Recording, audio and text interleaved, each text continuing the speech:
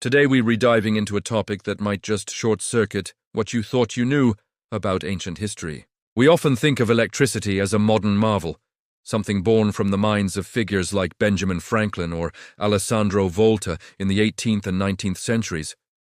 But what if I told you that a civilization might have been harnessing electrical power thousands of years earlier? This isn't science fiction. It's a mind-bending archaeological puzzle. Let's travel back to 1936. Near Kujut Rabu, just outside modern-day Baghdad, Iraq, workers digging a new railway made a strange discovery. They unearthed a small, unassuming clay jar, roughly 6 inches tall. It wasn't treasure in the traditional sense, no gold or jewels. But inside was something far more intriguing, a copper cylinder, and inside that, an iron rod held in place by an asphalt plug. This object, now famously known as the Baghdad Battery, dates back to the Parthian Empire, somewhere between 250 BC and 224 AD.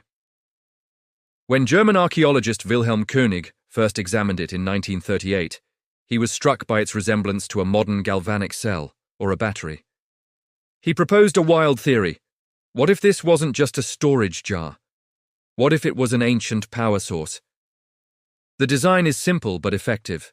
If you fill the jar with an acidic liquid, like vinegar or even grape juice, both readily available back then, the combination of copper, iron, and the acidic electrolyte would create a chemical reaction. This reaction, known as electrolysis, would generate a small but steady electrical current. Now, experiments have proven this is totally possible. Replicas of the Baghdad Battery, when filled with an acidic solution, can produce a voltage between 0.5 and 2 volts. That's not enough to power your smartphone, of course, but it's a definite electrical charge. A single battery might seem weak, but what if they were linked together in a series? Just like we do with modern batteries, connecting several of them could amplify the voltage significantly. Imagine a dozen of these jars wired together. Suddenly, you have a much more useful power source. This immediately begs the question, if they had batteries, what on earth were they using them for? This is where history gets murky, and the theories start flying. One of the most popular and compelling ideas is electroplating. This is a process where you use an electric current to coat one metal with a thin layer of another. For instance, plating a copper object with a fine layer of gold or silver. It was a way to create beautiful, high-end jewelry and artifacts without using solid precious metals. Archaeologists have found several small, beautifully gilded artifacts from that era that show signs of an incredibly thin and even layer of gold, which is very difficult to achieve with simple fire gilding. Electroplating would explain it perfectly. Imagine ancient artisans in a bustling Baghdad workshop, carefully connecting these clay jars, mixing their acidic solutions, and then dipping a humble copper vase into a bath, watching it miraculously transform into a shimmering golden treasure. This wasn't just craft, it was advanced science for its time. It suggests a level of chemical and electrical knowledge we simply didn't think ancient people possessed. But the electroplating theory isn't the only one.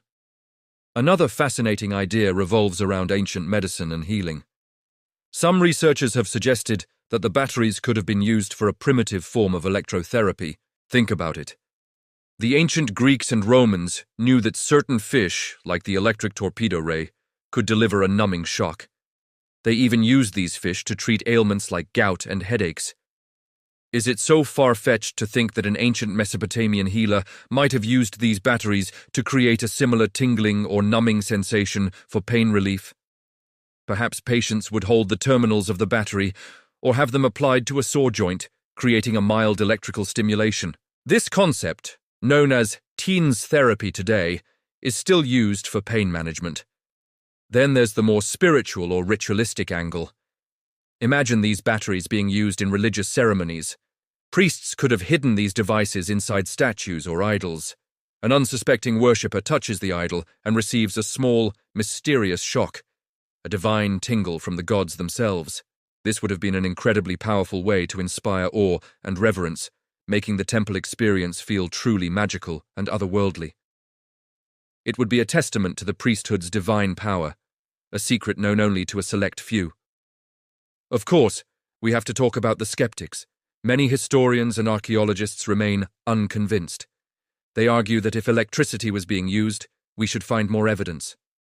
Where are the wires? Where are the electroplated workshops? Where are the ancient texts describing this technology? They propose a much more mundane explanation, that these jars were simply for storing sacred scrolls. They suggest the copper and iron components were just part of the scroll's protective casing, and the asphalt plug was to seal it from the elements. The fact that the container happens to resemble a battery is, in their view, a complete coincidence. The problem with this theory is that no traces of scrolls or papyrus have ever been found inside any of the discovered jars. While organic material would likely decay over 2,000 years, you might expect to find some residual evidence. Furthermore, why use such a complex and specific arrangement of metals just to store a scroll? A simple sealed clay pot would have done the job just as well. So, we're left with a mystery. On one hand, we have these objects that look, function, and test like batteries. We have plausible applications for them, from gilding treasures to healing the sick to creating religious spectacle. On the other hand, we have a lack of definitive, widespread evidence that would prove this technology was commonplace. What does this all mean? It means that history is not a closed book. It's a dynamic, ever-changing story with missing pages. The Baghdad Battery challenges our linear view of technological progress.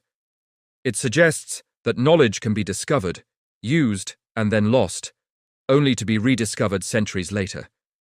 Perhaps the Parthians stumbled upon this principle, used it in a limited, specialized way, and then the knowledge simply faded away with the fall of their empire, never passed down or recorded in a way that survived the ages.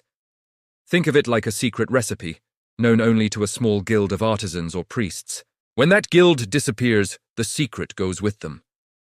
The idea that an ancient civilization could have harnessed electricity, even in this very basic form, is a powerful reminder that the past is full of surprises.